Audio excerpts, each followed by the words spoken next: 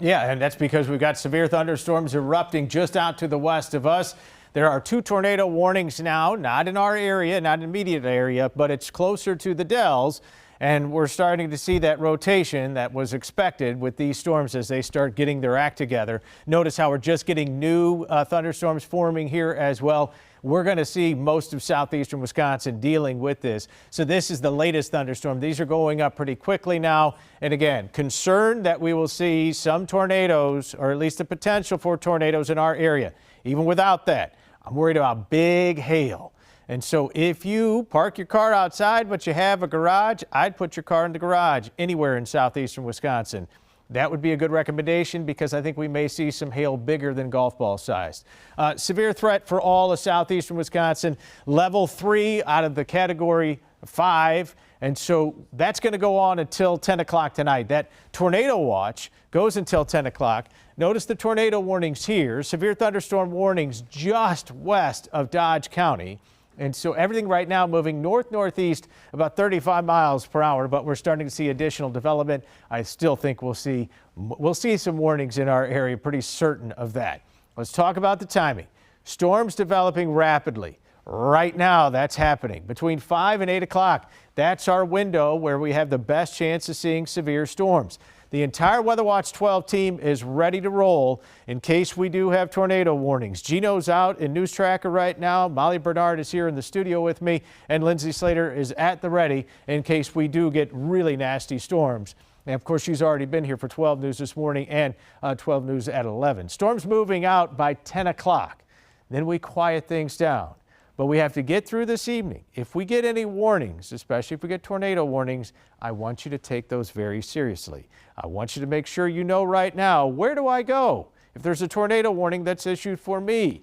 Do I have a basement? If not, lowest level of the home. I don't want to be around windows. I want to have some walls between me and the outside world.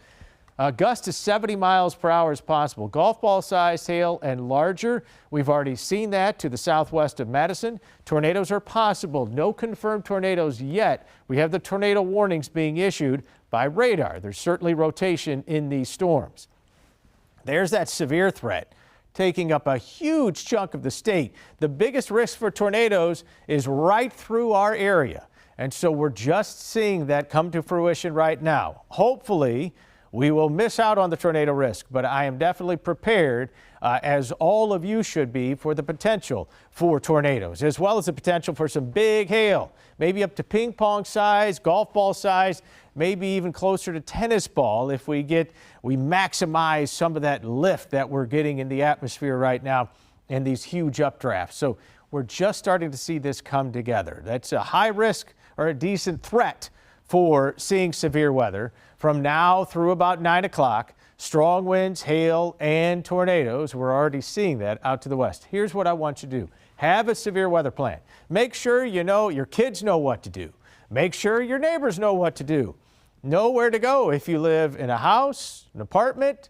Know the lowest level is best. If you have an apartment building with a garage, underground garage, go in there. That's safe. Phones should be charged and actually have multiple ways to get alerts. Don't count on the sirens giving you the warning. Make sure that you download our app right now. It's absolutely free. Sign up for the alerts. Let's get a look outside right now.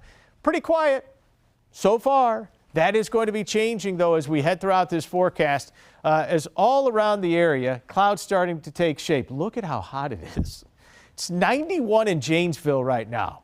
That is, and it's sticky. So this feels like summertime. The lake is having an influence here. And is the lake going to save you? Not necessarily. Will the lake help stabilize some of these storms as they move in? Yes.